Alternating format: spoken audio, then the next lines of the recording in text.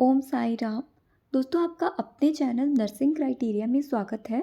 आज की वीडियो में हम नर्सिंग केयर प्लान देख रहे हैं और टॉपिक का नाम है अस्थमा। फ्रेंड्स, अस्थमा एक रेस्पिरेटरी डिसऑर्डर है। अगर आप रेस्पिरेटरी डिसऑर्डर पे एनसीपी बनाना चाहते हो तो ये वीडियो आपके लिए हेल्पफुल है। रेस्पिरेटरी डिसऑर्डर है तो अस्थमा में होता क्या है कि इन्फ्लेम्ड हो जाते हैं एयरवेज और नैरो हो जाते हैं, जिसकी वजह से पेशेंट जो होता है उसे सांस लेने में दिक्कत आती है, डिस्निया होता है। ओके। और इसमें क्या होता है कि पेशेंट को बहुत ज़्यादा कफ भी होता है और म्यूकस प्रोडक्शन होता है बहुत ज़्यादा। तो जब भी आप कोई भी आपका टॉपिक रहता है नर्सिंग केयर प्लान का, तो हमें क्या करना पड़ता है, पेशेंट का आइडेंटिफिकेशन डाटा लिखना होता है कंप्लीट।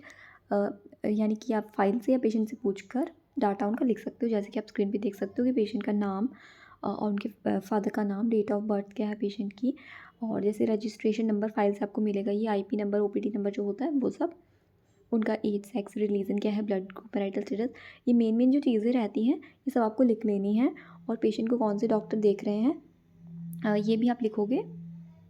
ठीक है फ्रेंड्स। तो यहाँ पे आप जैसे देख सकते हो कि पेशेंट का डायग्नोसिस लिखा हुआ है अस्थमा, और पेशेंट का डाटा कलेक्शन का डे कौन सा है, डॉक्टर्स, एडमिशन, ये सब चीज़ें हमें नोट करनी होती हैं। ओके। नेक्स्ट आता है पेशेंट का हिस्ट्री, जिसमें कि चीफ कंप्लेंट्स, यानी कि किन प्रॉब्लम्स के साथ जो है हमारा पेशेंट हॉस्पिटल में आया और एडमिट हुआ। तो पेशेंट जो है उनका नाम वाम लिखना है और किस कंप्लेंट्स के साथ वो आया। इनइफेक्टिव ब्रीदिंग, यानी ब्रीदिंग में प्रॉब्लम है, शॉर्टनेस ब्रेथ, डिस्निया, जो भी उन्हें प्रॉब्लम है वो आप लिखोगे। एंग्जाइटी, फटीग है, airway clear, ineffective airway clearance है, और जो भी इन्वेस्टिगेशन में फाइंड आउट हुआ है कि उनका जो डायग्नोसिस है वो अस्थमा है, वो हम यहाँ पे लिखेंगे। तो नेक्स्ट हम लिखते हैं प्रेजेंट सर्जिकल और मेडिकल हिस्ट्री। उसमें आपके फॉर्मेट में ये होता है, तो इस तरह से बनाना होता है। अगर जैसे कोई सर्जरी पुराना अगर उनको हुआ है या प्रेजेंट में हुई है तो आप बताओगे, नहीं हुई तो नॉट सिग्निफिकेंट, इस तरह आप लिखोगे। वैसे ही पास्ट की हिस्ट्री, उनकी इलनेस की, कोई भी पास्ट में कोई प्रॉब्लम उनकी रही है वो लिखते हैं इसमें। पास्ट में कोई सर्जरी हुई है तो वो लिखोगे। फैमिली हिस्ट्री पेशेंट से पूछ के आपको लिखना है। इसमें टाइप ऑफ फैमिली, फैमिली में कितने मेंबर्स हैं, और फैमिली मेंबर्स में उनकी फैमिली में किसी को कोई डिजीज़ तो नहीं है, कोई हेरिडिटरी प्रॉब्लम, कोई साइकोलॉजिकल या कम्युनिकेबल डिजीज़, इस तरह का प्रॉब्लम है तो आप हम लोग इसमें नोट करते हैं। ये फैमिली चार्ट होता है, ये आप लोगों को पता ही होगा, ये बनाना होता है, जो कि इस तरह से कॉलम्स में आपको फैमिली मेम्बर्स के नेम, रिलेशन, पेशेंट से क्या है उनका, और एज, एजुकेशन, ऑक्यूपेशन, इनकम क्या है, हेल्थ स्टेटस क्या है, ये हम लिखेंगे। ये फैमिली ट्री, फैमिली जीनोग्राम इसको बोलते हैं। इसमें क्या होता है कि जैसे ये है, ये पेशेंट है हमारा, ठीक है, इस तरह से करते हैं। जैसे मेल, इसको हम मेल लेंगे, इस तरह से फीमेल लेंगे, और पेशेंट को आप थोड़ा अलग से रिप्रेजेंट करते हो। जैसे ये पेशेंट है तो हमने पेशेंट के लिए क्या किया है, लाइंस बना दी है, उसको थोड़ा डिफरेंट दिखा दिया है। और जो भी पेशेंट का रिलेशन है वो बताएंगे। जैसे ये पेशेंट है, पेशेंट की वाइफ है, और ये पेशेंट का बच्चा है। यहाँ पर ये कीज़ यहाँ पर बनाई ही हुई है जो मैंने अभी आपको दिखाई। अगला है मैरिटल स्टेटस। तो ये मैरिज के बारे में आप लिख सकते हो, थोड़ा इसमें एक्स्ट्रा भी है, ये चीज़ आप चाहे तो रहने दो। फिर आता है एनवायरमेंटल हिस्ट्री। तो ये पेशेंट की जो हाउसिंग होता है ना, उससे रिलेटेड ये चीज़ें हैं। और जैसे कम्युनिटी कैंसर भी होता है उसमें भी ये ज़रूरी रहता है, हाउसिंग से रिलेटेड एनवायरमेंटल हिस्ट्री। तो टाइप ऑफ हाउस, लोकेलिटी, यानी वो कहाँ पे रहते हैं, अर्बन, रूरल, गांव का एरिया और शहरी वाला एरिया होता है ना वो। वेंटिलेशन कैसा है घर में, जैसे कि वेंटिलेशन के लिए दरवाजे, खिड़की, ये अभी आप लिख सकते हो। वाटर सप्लाई कैसी है, गवर्नमेंट वाटर सप्लाई जैसे आता है उस तरह से। किचन कैसा है, और ड्रेनेज सिस्टम, ये सब कुछ आपको बताना है। सोशियो इकोनॉमिक स्टेटस, इनकम वगैरह क्या है पेशेंट की। फिर ये न्यूट्रिशन की हिस्ट्री, जिसमें डाइट से रिलेटेड ज़्यादा, दिन में कितना मील लेते हैं और कितना वो दिन में पानी पीते हैं, ये तो ऐसी मेन सी चीज़ें हैं। आप पेशेंट से बातचीत करके थोड़ा थोड़ा आप नोट कर सकते हो। ये पर्सनल हिस्ट्री आ जाती है, पेशेंट की हैबिट्स के बारे में लिख सकते हो आप। और जो डेली रूटीन है ना, वो चीज़ इसमें आ जाती है, जैसे कि bath, skin, nail, hair care, ये कुछ चीज़ें हैं। स्लीपिंग पैटर्न पूछना है पेशेंट से कि भई आपको स्लीपिंग में कुछ इंसोम्निया जैसी प्रॉब्लम तो नहीं, नींद ही नहीं आती, या आप कितना घंटा सो जाते हो रात में। Elimination habits, okay. तो ये आपको फिल कर लेना है, ब्लैडर एंड बाउल का हैबिट्स, यानी दिन में कॉन्स्टिपेशन जैसी कोई प्रॉब्लम तो नहीं, बाउल कैसा है, और यूरिनरी कोई प्रॉब्लम तो नहीं है, इसमें ब्लैडर में आ जाएगा। कोई तरह की अदर हैबिट्स जैसे कि कोई ड्रग अब्यूज़ तो नहीं वो करते, स्मोकिंग, अल्कोहल, टोबैको, किसी और तरह का नशा तो नहीं करते, कुछ और ये सब्सटेंस अब्यूज़ दूसरी तरह का। मोस्टली तो लोग क्या करते हैं, अल्कोहल लेते हैं, लेकिन और भी बहुत तरह की चीज़ें अब अवेलेबल हैं। और फिज़िकल एग्ज़ामिनेशन यहाँ से अपना स्टार्ट हो जाता है, मेन चीज़ रहती है ये। इसमें क्या होता है, जर्नल अपीयरेंस सबसे पहले हम लिखते हैं, इसमें पेशेंट का कॉन्शियसनेस देखते हैं, जिसमें कि पेशेंट आपका कॉन्शियस है या डिसओरिएंट है, सॉरी, या फिर अनकॉन्शियस है या सेमी कॉन्शियस है, ये चीज़ आएगी। पेशेंट की हाइट वेट लिखेंगे, बॉडी बिल्ड कैसा है, हेल्थ स्टेटस कैसा है, एंड हाइजीन और पेन स्केल पेशेंट से पूछते हैं। पेन स्केल से यानी 1 to 10 में उनको जो अगर कोई पेन है, जैसे अस्थमा, जैसे ये रेस्पिरेटरी प्रॉब्लम, तो ज़्यादा पेशेंट को चेस्ट में रहता है, कंजेशन की वजह से पेन रहता है। वाइटल्स नोट करके पेशेंट के आपको लिखने हैं, जिनमें कि टेम्परेचर, पल्स, रेस्पिरेशन, बीपी आता है, नॉर्मल रीडिंग लिखनी है और पेशेंट की रीडिंग क्या आई है वो लिखना है। इधर हेड टू टू एग्जामिनेशन आएगा, इसमें आप पेशेंट का हेयर फेस के बारे में लिख सकते हो, कुछ स्वेलिंग तो नहीं है, हेयर्स कैसे हैं, डैंड्रफ तो नहीं है, आइज़ में आईब्रोज, बॉल्स, लेंस, विज़न कैसा है। विज़न में भी जैसे कि कुछ लोग स्पेक्स लगाते हैं, तो आप मायोपिया, हाइपरमेट्रोपिया ऐसी कोई प्रॉब्लम तो नहीं है पेशेंट में, या कैटरेक्ट, ग्लूकोमा टाइप से। ईयर्स में भी आप पेशेंट की हियरिंग देखोगे, एक्सटर्नल ईयर्स देखते हो, टिम्पैनिक मेम्ब्रेन, ये सारा कुछ आपको आपके जो आर्टिकल्स होते हैं ना, पॉकेट आर्टिकल्स, टॉर्च है, इंच टेप है, ये सब आपका अवेलेबल होना चाहिए। और ठीक है, पेन वैन सब आपको रखना है। नोज़ में आपका एक्सटर्नल ईयर्स, नोस्ट्रिल्स, अब नॉर्मल डिस्चार्ज तो नहीं है, उस तरह से माउथ एंड फेरिंग्स का एग्जामिनेशन करना है। लिप्स को, माउथ में कोई बैड ओडर तो नहीं है, फाउल स्मेल जिसे कहते हैं, और टीथ में क्या है कि कोई कैविटी वगैरह तो नहीं है। और इसी तरह से टंग का भी एग्जामिनेशन आप करते हो। टंग से भी हम बहुत चीज़ें पता लगा सकते हैं, जैसे कि टंग कई बार पेल होता है या वाइटिश होती है, उससे भी हम पेशेंट का देख सकते हैं अनीमिया जैसी प्रॉब्लम तो नहीं है, यानी कि, या फिर माउथ अल्सर्स, इस तरह से कोई प्रॉब्लम तो नहीं है। नेक चेक करोगे, lymph nodes, thyroid gland, range of motion. अब यहाँ पे चेस्ट आता है, तो चेस्ट की जैसे पेशेंट को रेस्पिरेटरी प्रॉब्लम है, तो आप चेस्ट की शेप देख सकते हो, पूछ सकते हो कि पेन तो नहीं है। ब्रेथ साउंड कैसी आ रही है, तो ये अब नॉर्मल की जगह पे किसी भी तरह की आपको जैसे वीजिंग साउंड आती है पेशेंट को, सोता है वो अगर, तो ऐसे सीटी जैसी आवाज़ आती है ना, वो एक्सेल जब करते हैं, इनहेल एक्सेल, तो अगर वीजिंग साउंड आ रही है तो आप वीजिंग साउंड इधर नोट कर सकते हो। अस्थमेटिक पेशेंट में वीजिंग साउंड होता है। और वहीं पर जब हम COPD का पेशेंट देखते हैं, तो उसमें क्या होता है, बैरल चेस्ट देखने को मिलता है, यानी कि बैरल शेप की चेस्ट COPD वाले पेशेंट में देखने को मिलती है। और ये जो अस्थमेटिक पेशेंट होता है, विस्लिंग, जैसे सीटी है ना, विस्लिंग वैसे साउंड होती है। हार्ड ब्रेस्ट, अब्डोमेन, अब्डोमेन, तो अब्डोमेन में वैसे हम 4 तरह से एग्जामिनेशन करते हैं। सबसे पहले इंस्पेक्शन आता है, उसके बाद में आपका परकशन, पैल्पेशन और ऑस्कल्टेशन, ये चीज़ें आती हैं। लेकिन जो पैल्पेशन होता है वो हम लास्ट में करते हैं, ऑस्कल्टेशन वगैरह परकशन ही पहले कर लेते हैं, पैल्पेशन सबसे लास्ट में करते हैं। तो बाउल साउंड आप स्टेथोस्कोप से चेक करोगे, साउंड आपको सुन रही है तो आप लिखते हो normal, present, bowel sound present, इस तरह से आप लिखोगे। और बाकी शेप एंड साइज़ आप एब्डोमेन को चेक करोगे। एक्सट्रीमिटीज़, तो अपर एंड लोअर एक्सट्रीमिटीज़ हम देखते हैं, रेंज ऑफ मोशन इसमें देखते हैं, ठीक है, ROM, और ट्रेमर्स, यानी कि उनको कब कभी हो रही है, तो वो आप नोट कर लेना।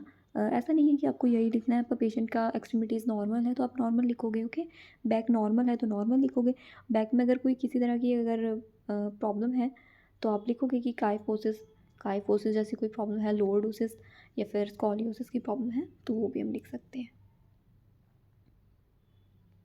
जेनाइटल एंड रेक्टम एरिया, तो इनमें भी अगर कुछ फाइंड आउट होती है अब नॉर्मेलिटी, तो हम इसमें नोट करते हैं। इसमें नॉर्मल है ना, बट जैसे किसी को कोई जेनाइटल प्रॉब्लम है, हेमरॉइड्स है, पाइल है, तो वो आप लिख सकते हो। ब्लीडिंग हो रही है अब नॉर्मल, वो भी लिखा जा सकता है। फिर अगला आता है न्यूरोलॉजिकल टेस्ट, तो इसमें कोऑर्डिनेशन का टेस्ट आता है, और इक्विलिब्रियम, यानी कि बैलेंसिंग कैसा है पेशेंट का, कोऑर्डिनेशन, टोन कैसी है, यानी कि बॉडी की। और जैसे कि इसमें टेस्ट हम अटैक्सिया वगैरह चेक करते हैं, तो बहुत सारी चीज़ें आ जाती हैं न्यूरोलॉजिकल टेस्ट में। ये थोड़ा लिखा है इसमें, ट्रीटमेंट का लिखा है अस्थमा की भी क्या क्या करते हैं, रेस्ट स्लीप देते हैं, ऑक्सीजन वगैरह देना होता है क्योंकि ब्रीथिंग डिफ़िकल्टी है, वो लिखा गया है इसमें। अगला नेक्स्ट है हमारे पास इन्वेस्टिगेशन, जिसमें कि ब्लड टेस्ट करवाते हैं, ब्लड की इन्वेस्टिगेशन। ये सीबीसी का लिखा है ना, सीबीसी तो नहीं बट इसमें एचबी पेशेंट का किया गया है, डब्ल्यूबीसी किया गया है, जो कि टीएलसी बोलते हैं हम इसको। ओके, और ये पता नहीं क्या, ये मुझे भी समझ नहीं आ रहा है। सोडियम का टेस्ट है इसमें, 135 to 145 होता है फ्रेंड्स, इसको ठीक लिखना है आपको, 145। ये भी 4000 से 11000 तक हम नॉर्मल लेते हैं, ठीक है, जो टीएलसी होता है ना। और ये आप देखो क्या करोगे इसमें आप, ठीक, ये आप अलग से लिखोगे, ये आप रेडियोलॉजी इन्वेस्टिगेशन में आप लिख लेना कि X-ray chest done of the patient, ठीक है, उसमें जो भी फाइंडिंग है वो आप लिख लेना। और पल्मोनरी पीएफटी टेस्ट होता है एक, डन ऑफ द पेशेंट। ये क्या है आपका, चेस्ट एक्सरे जो आपका आता है वो रेडियोलॉजी एग्जामिनेशन में आएगा। मेडिकेशन चार्ट, यानी कि जो पेशेंट को दवाइयाँ हैं वो कौन कौन सी दवाइयाँ पेशेंट को दी जा रही हैं, इनमें आता है ब्रोंकोडायलेटर्स। तो ब्रोंकोडायलेटर्स में ये एग्जांपल्स लिखे गए हैं ब्रोंकोडायलेटर्स के, ठीक है, साल्बुटामोल है इसमें, अमाइनोफेनोएट्रोपिन, ये सब दवाइयाँ हैं। इनमें से एक दो दवाई आप ये लिखना, ठीक है, ये 2 दवाइयाँ आप लिख लेना, बस बहुत है इतना। कॉर्टिकोस्टेरॉइड्स आप लिखोगे, इसमें आपका बेकोमेथासोन है, एचकॉर्ट है, फिर एंटीबायोटिक्स है इन्फेक्शन वगैरह के लिए, टेट्रासाइक्लिन है इसमें, एमोक्सिलिन, 2 मेडिसिन आप लिख लेना। मेन चीज़ पे हम आ चुके हैं, जो कि नर्सिंग डायग्नोसिस होता है। नर्सिंग डायग्नोसिस एनसीबी में बनाना बहुत ज़रूरी है अकॉर्डिंग टू डिजीज़ कंडीशन। तो अस्थमा की प्रॉब्लम है पेशेंट को, तो सबसे पहले आप बनाओगे ineffective breathing pattern related to bronchospasm. Breathing की ही प्रॉब्लम है उस पेशेंट को, एयरवे ऑब्स्ट्रक्शन है, एयरवे इन्फ्लेम्ड है, नैरो है, जिसकी वजह से सांस दिक्कत आ रही है। इम्पेयर्ड गैस एक्सचेंज भी हो रहा है क्रॉनिक पल्मोनरी ऑब्स्ट्रक्शन की वजह से, क्योंकि एयरवेज जो है वो नैरो हो चुका है, तो गैस एक्सचेंज ही प्रॉपर नहीं हो रही, ऑक्सीजन कार्बन डाइऑक्साइड ये गैसेस का एक्सचेंज नहीं हो रहा है। इम्पेयर्ड न्यूट्रिशनल स्टेटस है, तो ये भी, एक तो पेशेंट बीमार है, उसको एनोरेक्सिया की प्रॉब्लम है, इन सब प्रॉब्लम की वजह से उसका न्यूट्रिशन पैटर्न भी बिगड़ रहा है। एंग्जाइटी भी है, तो डिजीज़ कंडीशन होता है तो एंग्जाइटी भी होता है, ब्रीदिंग डिफ़िकल्टी जब हो रही है, और फियर ऑफ डेथ रहता है इसमें, सफोकेशन होता है, तो उसकी इन सारी प्रॉब्लम की वजह से पेशेंट जो है वो घबरा जाता है, उसको एंग्जाइटी होता है, उसको घबराहट होती है, तो फियर होता है। और नॉलेज डेफिसिट, कि जो प्रॉब्लम है उसे उसे नहीं पता कि ये प्रॉब्लम उसको कैसे हो गई। हम लोग तो समझते हैं, जो मेडिकल पर्सनल है वो तो जानता है सारी चीज़ें, बट एक आम आदमी के लिए यानी कि डिफरेंट चीज़ें उसे नहीं पता कि मुझे क्या हो गया है, क्यों हो गया है, और ये कैसे ठीक होगा। एक आपका, तो मैंने आपको डायग्नोसिस समझा दिए हैं, आई होप आप समझ गए होंगे। और इन डायग्नोसिस आपको नर्सिंग प्रोसेस में एक्सप्लेन करना है, ठीक है, ये हमारा नर्सिंग प्रोसेस है पूरा का पूरा, और 1 बाय 1 करके हम सारे ही डायग्नोसिस को एक्सप्लेन करेंगे। तो इनइफेक्टिव ब्रीदिंग पैटर्न का पहला डायग्नोसिस असेस करेंगे। असेस में सब्जेक्टिव ऑब्जेक्टिव 2 तरह के डाटा हैं। सब्जेक्टिव, पेशेंट आपसे कंप्लेंट करेगा ये प्रॉब्लम है मुझे, tachypnoea, breathing impaired, wheezing sound, ये पेशेंट बताएगा कि ये है प्रॉब्लम। ये ऑब्जेक्टिव डाटा में आप लोग ऑब्जर्व करेंगे, हम लोग ऑब्जर्व करेंगे पेशेंट का रेस्पिरेशन, वीजिंग साउंड तो हम लोग ही ऑब्जर्व करते हैं, और टेम्परेचर वगैरह ये सब चेकिंग से होता है। फिर आपका ये डायग्नोसिस हो गया, ineffective breathing pattern related to asthma, obstruction, airway obstruction as evidenced by wheezing sound, verbal breathlessness. Next आता है goal, to reduce problem and provide proper oxygen, या फिर आप यहाँ पे गोल में ये भी लिख सकते हो, to improve breathing pattern of the patient, ठीक है, to maintain the breathing pattern of the patient. फिर आप प्लान करते हो कि अभी ये प्रॉब्लम हमारे पेशेंट को है, तो हम कैसे इसको ठीक कर सकते हैं, कैसे हमारा पेशेंट ठीक हो सकता है। तो एक तो असेसमेंट सबसे पहले रहता है, यहाँ पे आप असेसमेंट लिख लेना इससे ऊपर, assess the general condition of the patient, ठीक है, पोजिशनिंग इसमें देंगे पेशेंट को, ऑक्सीजन देंगे, साइकोलॉजिकल सपोर्ट नैप देंगे, नेबुलाइजेशन कराते हैं ना ब्रीदिंग प्रॉब्लम वाले को, रेस्पिरेटरी प्रॉब्लम वाले को हम नैप देते हैं, हॉस्पिटल में आपने दिया होगा। सेमी फॉलोअर पोजीशन देनी होती है ताकि वो अच्छे से सांस ले पाए। ऑर्थोपेडिक पोजीशन भी देते हैं ना, बिठा देते हैं पेशेंट को, सांस जिनको दिक्कत आती है। और बेड रेस्ट प्रोवाइड करना है। बेस्ट मेडिसिन यानी कि जो भी पेशेंट को प्रिस्क्राइब्ड मेडिसिन है वो दी जानी चाहिए, ठीक है। बाकी हाइजीन वगैरह का मेंटेन करना है, जो भी मेडिसिन है वो प्रोवाइड करनी है। और आपका जो यहाँ पे इम्प्लीमेंटेशन लिखना है, इंटरवेंशन नहीं, इंटरवेंशन प्लानिंग को ही कहते हैं। क्या लिखोगे यहाँ पे आप? इम्प्लीमेंटेशन, ठीक है, इस जगह पे जो मैंने कट किया है। तो जो भी हमारा प्लान है, इंटरवेंशन है, उसको हम एक्शन में जब ला देते हैं वो इम्प्लीमेंट करना होता है। तो यहाँ पर इम्प्लीमेंट कर दिया, वही चीज़ें, इसको बार बार मैं रीड क्या करूँगी, इवैल्यूएशन हो गया लास्ट में आपका कि भाई हमारा पेशेंट है वो थोड़ा सा अब इम्प्रूव हुई है उसकी condition up to some extent, आप लिख सकते हो patient breathing pattern improve and feel comfortable. इधर आप थोड़ा सा यहाँ पे क्या लिख सकते हो, up to some extent, up to some, ठीक है, एक्सटेंट। ये मैंने आपको थोड़ा सा बता दिया, ऐसे आप लिख सकते हो, ओके। अगला डायग्नोसिस है आपका ये भी इनइफेक्टिव एयरवे का है। तो वो वाला था हमारा इनइफेक्टिव ब्रीदिंग पैटर्न का, ये एयरवे का है क्योंकि कफ है, स्पूटम है, उसकी वजह से एयरवे ऑब्स्ट्रक्ट हो रहा है, ठीक है, उससे भी पेशेंट को प्रॉब्लम आ रहा है। तो वैसे ही हम इसमें भी करेंगे, असेसमेंट सबसे पहले करेंगे, ठीक है। असेसमेंट आपका होगा सब्जेक्टिव एंड ऑब्जेक्टिव डाटा, फिर आप गोल सेट करोगे, क्लीन करना है एयरवे को, और प्लान करोगे कि कैसे हम एयरवे को क्लीन कर सकते हैं पेशेंट को, ठीक है। सेम ही रहेगा, इसमें ज़्यादा फ़र्क नहीं है आपकी इम्प्लीमेंटेशन में और प्लानिंग में। जो हमने ऊपर डायग्नोस दिखाया था ना आपको, वैसा वैसा ही इसका भी केयर रहने वाली है पेशेंट की। और जो भी जगह पे मैंने इंटरवेंशन लिखा हुआ है ये सब आपको इम्प्लीमेंटेशन लिख लेना है। पेशेंट की कंडीशन को असेस करना है, नैप करवाना है, पोजीशनिंग का ध्यान रखना है। अगर पेशेंट को यानी स्पिट आउट के लिए भी बोल सकते हैं कि जो भी बलगम बन रहा है, स्पूटम है, अगर उसको निगलना नहीं है, बाहर निकालना है, ठीक है। एयरवे को क्लीन रखना है। सक्शन की नीड है, पेशेंट नहीं कर पा रहा तो आपको सक्शनिंग करनी है, ठीक है। जिस भी तरह से पेशेंट का एयरवे हम क्लियर कर सकते हैं वैसे हमको करना है। एक नर्सिंग डायग्नोसिस में थोड़ा सा डिफरेंट है, सेल्फ केयर डेफिसिट का है। तो ये भी आप लिख सकते हो कि पेशेंट अपनी केयर नहीं कर पा रहा है क्योंकि वो बीमार है, उसके लिए क्या क्या हम कर सकते हैं। असिस्ट कर सकते हैं थोड़ा थोड़ा पेशेंट को, रोज़ की जो हैबिट्स हैं उसमें हेल्प कर सकते हैं पेशेंट की, ठीक है। एक ही आपका नर्सिंग डायग्नोस हो गया, थर्ड वाला। वैसे नर्सिंग डायग्नोस एक्सप्लेन करना इतना मुश्किल नहीं होता, लेकिन हाँ अगर फर्स्ट ईयर में हो तो आपको थोड़ा डिफ़िकल्ट लग सकता है, उसके बाद तो आपको आसान लगेगा ये। जैसे जैसे आपकी ईयर्स चेंज होते हैं ना, सेकेंड ईयर थर्ड ईयर, फिर आपको ईजी लगेगा क्योंकि आपको पता है कि ये प्रॉब्लम है, हमको इसको ऐसे सेट करना है। एक बार आपकी प्रैक्टिकल ड्यूटी लगेगी तो आप सब समझ जाओगे। और लास्ट में इवैल्यूएशन लिख लेना है।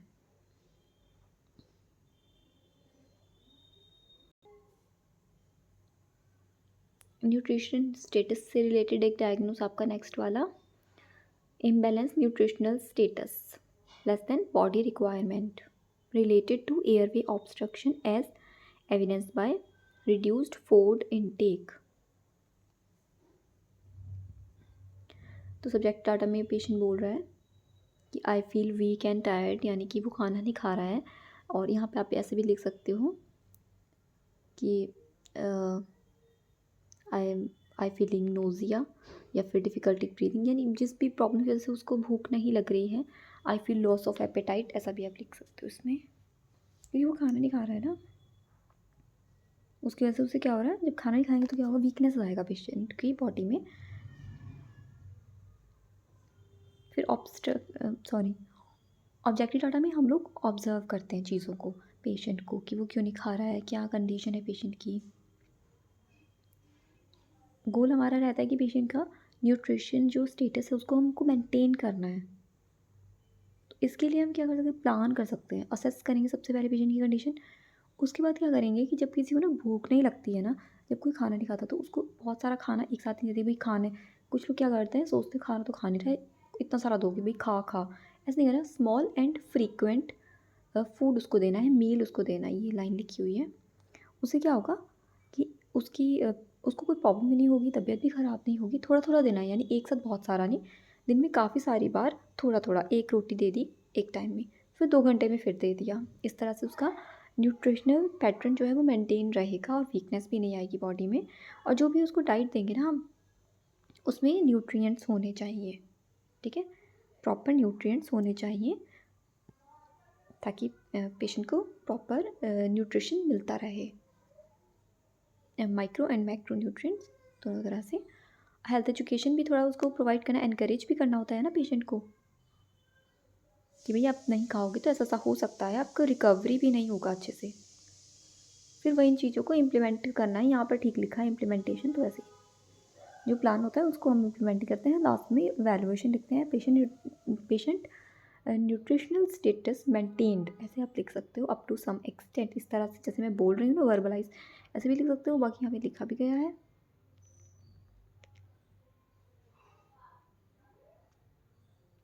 आपका MSN के सब्जेक्ट में, फंडामेंटल ऑफ नर्सिंग के सब्जेक्ट में ये अस्थमा का टॉपिक अच्छा रहेगा, बना सकते हो। कम्युनिटी हेल्थ नर्सिंग के सब्जेक्ट में बनाया जा सकता है। एंग्जाइटी डिजीज कंडीशन, ये आपका एंग्जाइटी का हो गया तो पेशेंट को आप वैसे ही असेसमेंट करोगे और गोल सेट करोगे। पेशेंट की एंग्जाइटी को हमें रिड्यूस करना है, रिलीव करना है पेशेंट की कंडीशन को। तो इसमें पेशेंट को हम डीप ब्रीदिंग एक्सरसाइज जो होती है वो एंग्जाइटी फियर के लिए, कोई भी स्ट्रेस होता है उसके लिए बहुत अच्छा रहता है कि डीप ब्रीदिंग करते रहो, उससे काफ़ी रिलैक्स फील होता है। और पेशेंट को आगे साइकोलॉजिकल सपोर्ट, रिअश्योरेंस तो प्रोवाइड करनी ही है। कोई भी प्रोसीजर है उसको अच्छे से एक्सप्लेन कर देना है पहले ही, ताकि पेशेंट को आप पहले ही प्रोसीजर एक्सप्लेन कर दो कि उसकी एंग्जाइटी रिड्यूस होएगी। उसे पता है कि भाई ये होना है, तो वो घबराएगा ही नहीं। ओके, जो भी डाउट्स हैं उसके वो भी क्लियर हमको करनी चाहिए। तो यही चीज़ें यहाँ पे लिखी गई हैं।